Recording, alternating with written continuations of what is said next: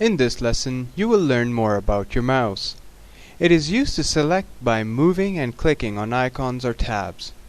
It is rather like a bar of soap with a cable attached to it. It is plugged into the back of the console, as I demonstrated earlier.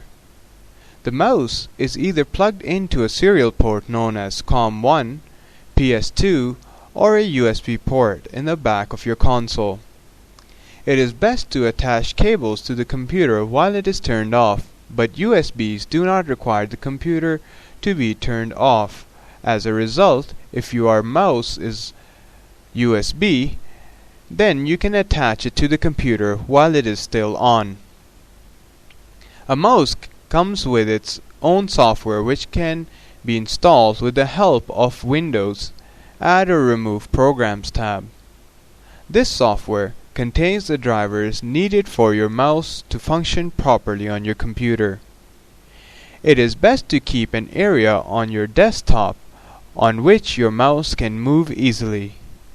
You can get a mouse pad which will allow you to easily move your cursor on the screen, as it is a lot less slippery than your desktop. It is very important to hold your mouse in the correct position so that your hand does not get tired. Many people hold it with their palms.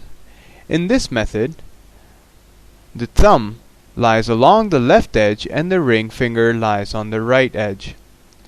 The middle fingers are used to click on the buttons.